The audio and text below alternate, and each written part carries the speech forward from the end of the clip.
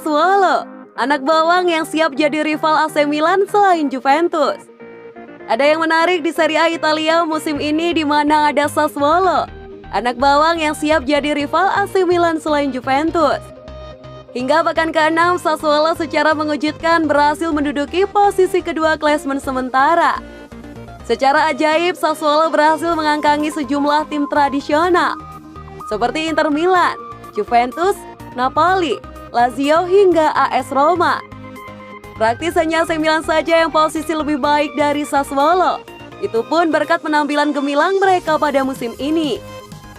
Awalnya banyak yang menduga jika kehadiran Sassuolo di papan atas hanyalah kebetulan saja. Tapi begitu di laga terakhir berhasil mengalahkan Napoli dengan skor yang meyakinkan 2-0. Semua mata jadi tertuju pada Sassuolo, anak bawang yang baru promosi di Serie A Italia pada musim 2013-2014. Faktanya sebelum kalah dari Sassuolo, musim ini Napoli tidak pernah kalah kecuali kalah walkout dari Juventus. Lihat inkonsistensi Inter Milan, hingga Juventus yang masih transisi dengan Andrea Pirlo, membuat nama Sassuolo sepertinya patut diperhitungkan untuk bersaing dengan AC Milan. Tanpa mengecilkan Juventus, Inter Milan, dan tim lain, Sassuolo memang punya potensi. Setidaknya untuk memberikan rasa tidak nyaman bagi AC Milan yang sedang berkuasa di puncak klasemen. Sassuolo sudah punya DNA untuk menjadi pembunuh raksasa di kuda hitam Serie A Italia.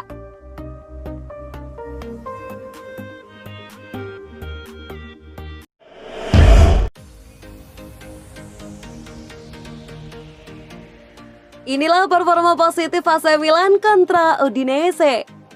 AC Milan berhasil meraih kemenangan atas Udinese di Giornata ke-6 Serie A 2020-2021. Meski diraih dengan tidak mudah, Milan tidak sepenuhnya menguasai laga. Ada saat-saat di mana mereka tertekan oleh permainan Udinese. Namun Milan akhirnya menang dengan skor 1-2 atas Udinese.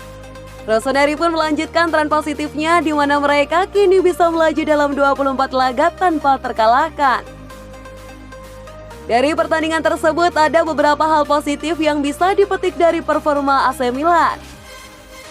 Berikut ulasannya. 1. Performa David Calabria. David Calabria sempat mendapatkan kritikan sebab performanya dinilai kurang memuaskan di sektor fullback kanan. Bek yang berusia 23 tahun tersebut sempat disebutkan bakal dijual. Kebetulan AC Milan sendiri juga butuh dana untuk membangun ulang timnya. Namun Milan akhirnya mempertahankan Calabria. Sang pemain pun membayar tuntas kepercayaan manajemen Rossoneri.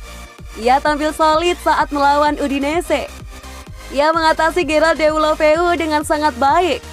Di antaranya berhasil merebut bola dari pemain Spanyol tersebut dalam beberapa kesempatan dan membuatnya kesulitan melakukan manuver untuk meneror pertahanan Rossoneri. 2. Pergantian yang jitu. AC Milan sempat tampil loyo. Hal itu yang membuat Udinese bisa mengembangkan permainannya. Stefano Pioli akhirnya melakukan pergantian pemain. Sebelum laga kena berjalan 1 jam, ia menarik keluar Ismail Bennacer dan Alexis Saelemaekers. Ia menggantikannya dengan Brahim Diaz dan Sandro Tonali memberikan energi yang baru. Tonali menjaga tempo Milan dan terlihat nyaman dalam peran barunya dalam double pivot. Sementara itu Diaz menemukan ruang, membagi garis dan mengiring bola keluar dari ruang sempit. 3. Lawan parkir bus, no problem. Milan kini telah menunjukkan kehebatan untuk mengalahkan kelemahan terbesar mereka. Hebatnya mereka punya banyak opsi untuk bisa menghancurkan blok pertahanan rendah lawan. Rossoneri punya tipe-tipe penyerang yang berbeda. Mereka punya tukang dribble macam Brahim Diaz maupun Rafael Leao. Dan tentunya ada Zlatan Ibrahimovic yang bisa menahan bola dengan jempolan. Milan juga punya pemain yang bisa mengancam dari sayap atau dari second line. Ada Theo Hernandez yang bisa menusuk dari sayap. Begitu juga dengan Ante Rebic yang serba bisa. Plus gelandang yang bisa menusuk dari second line macam Hakan Calhanoglu. Dalam kasus laga lain, gelandang itu adalah Frank Kessie. 4. Kembalinya Ante Rebic. salah satu pemain yang berperan besar dalam kesuksesan AC Milan sejak musim yang lalu. Ante Rebic bisa menemukan performa terbaiknya. Namun di awal musim ini pada akhir September yang lalu, petaka menghampirinya. Ia sempat mengalami cedera bahu di laga lawan Crotone. Rebic akhirnya bisa kembali merumput pada laga lawan Udinese kemarin. Ia sempat bermain selama 19 menit. Bagusnya, ia tidak tampak karatan. Pemain Kroasia ini mampu menebar teror di pertahanan Udinese. Lini serang Milan akan makin solid dengan kembalinya Rebic.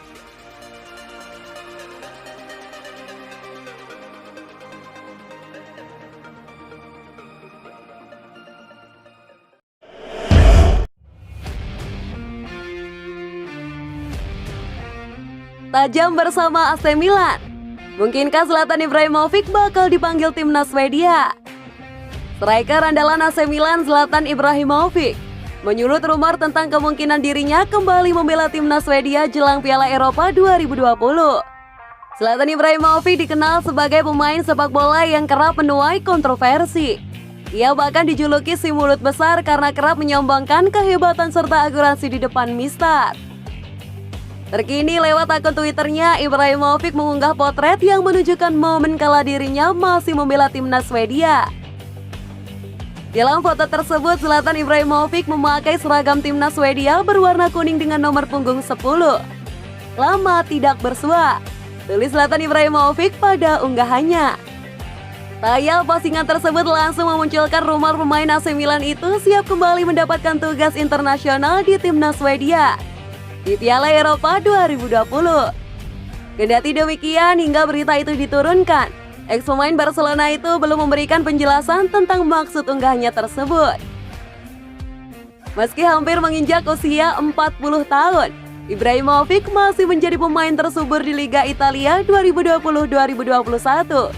Ia menjadi top skor sementara usai membukukan 7 gol dari 4 laga untuk Rossoneri.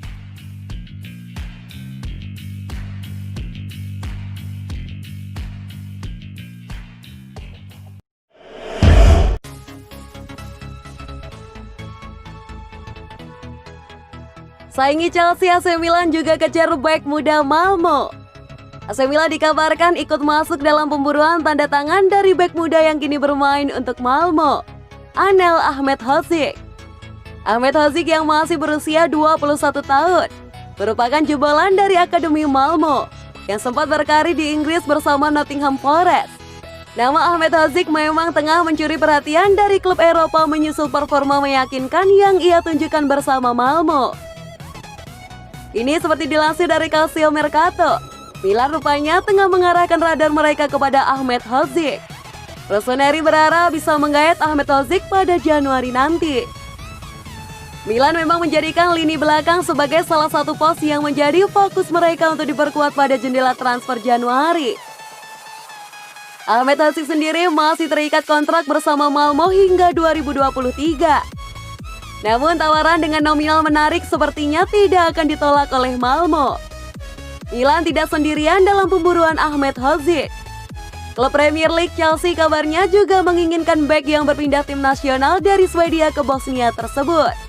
Chelsea kabarnya siap memboyong Ahmedhodzic ke Stamford Bridge pada Januari dengan siap melepas tawaran senilai 8 juta euro kepada Malmo.